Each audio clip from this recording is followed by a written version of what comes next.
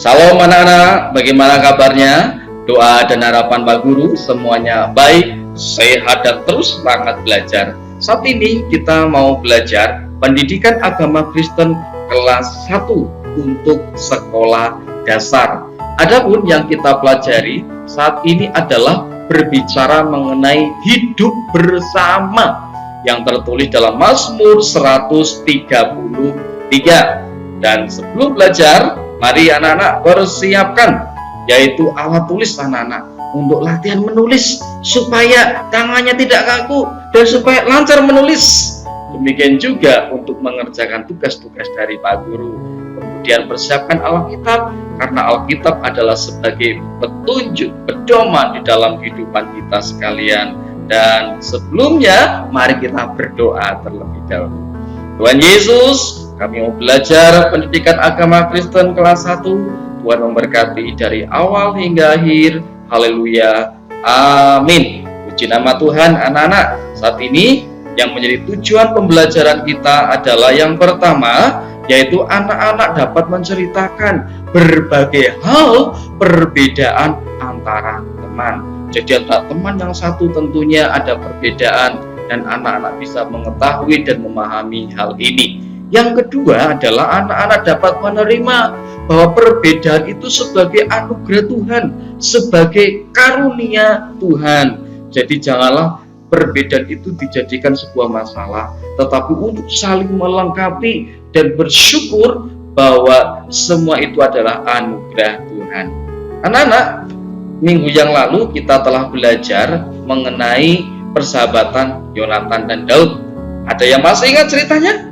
Ayo, pintar sekali, ada yang masih ingat tentunya. Baik, Pak Guru akan mengulang sedikit saja mengenai persahabatan Yonatan dan Daud. Daud dan Yonatan itu bersahabat, walaupun mereka itu dari keluarga yang berbeda.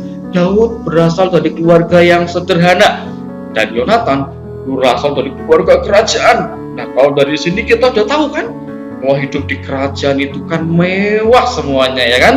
Kemudian Daud, ayahnya bernama Isai, dari keluarga yang sederhana. Demikian juga ayahnya Yonatan adalah Raja Saul, seorang raja yang hebat waktu itu.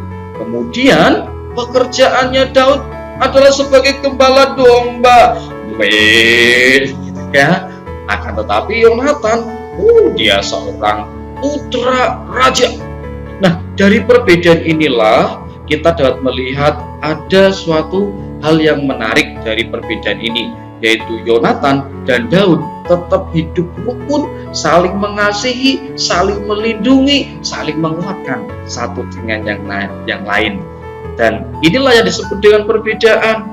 Maka Tuhan itu menciptakan perbedaan itu adalah untuk paling melengkapi. Dan ingat bahwa Tuhan menciptakan manusia itu unik. Apa itu unik artinya anak-anak? Unik artinya adalah tidak ada yang sama. Dan Tuhan menginginkan untuk kita saling melengkapi, untuk tidak saling mengejek. Gitu ya anak-anak. Lah anak-anak yang dikasih oleh Tuhan, bahwa perbedaan itu meliputi banyak hal. Ada perbedaan jasmani dan rohani, itu yang pertama. Nah, perbedaan jasmani dan rohani itu apa sih anak-anak? Nah, kita dapat melihat gambar ya di situ. Sekarang perbedaan jasmani itu meliputi warna rambut anak-anak.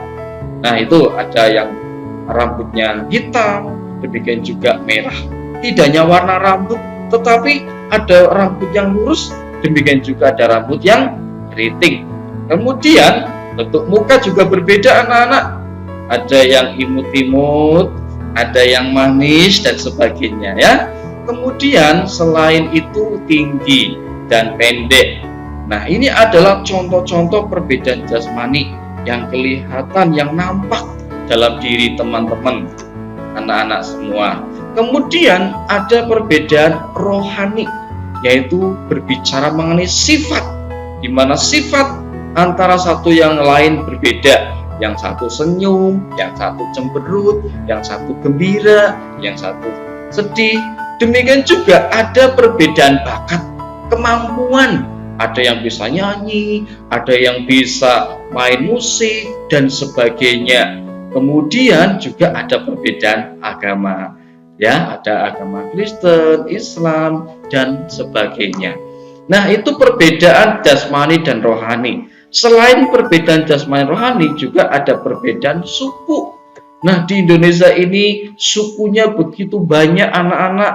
Ada dari Bali, ada dari Papua, ada dari Jawa, ada dari Sumatera, dan sebagainya. Nah, suku yang banyak ini memiliki juga kebiasaan yang berbeda, baik di dalam budaya, dalam makanan pokok, ya, ada yang makanan pokoknya nasi, ada yang jagung, ada yang sagu. Itulah suku-suku yang ada di Indonesia. Banyak, tetapi Tuhan menghendaki untuk hidup rukun, ya.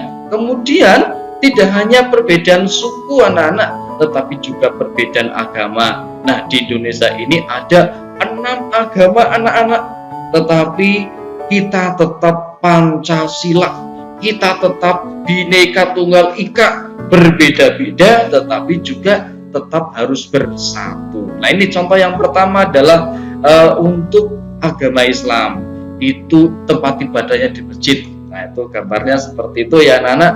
Kemudian contoh yang kedua adalah agama Kristen, tempat ibadahnya adalah di gereja. Nah, bentuknya seperti itu contohnya. Kemudian contoh yang ketiga adalah Katolik, tempat ibadahnya di gereja dan gambarnya seperti itu. Kemudian ada agama apa anak? Iya, Hindu, betul. Tempat ibadahnya di pura. Nah, ini biasanya banyak sekali di Bali. Siapa yang pernah ke Bali di sini? Nah, Bali sangat indah di sana ya anak-anak. Nah, di sana ada pura, yaitu tempat ibadah agama Hindu. Kemudian ada kelenteng. Nah, ini tempat ibadah agama Konghucu. Nah, kalau di Salatiga itu di sana ada Salatiga anak-anak. Kemudian juga ada Buddha yang tempat ibadahnya di wihara. Inilah tadi contoh-contoh untuk agama yang ada di Indonesia ini. Ada 6 dengan gambar-gambar tempat ibadahnya, dan tentunya anak-anak bisa belajar di sini. Ya, anak-anak yang dikasih oleh Tuhan, kita harus menghargai perbedaan, karena perbedaan adalah karunia Tuhan.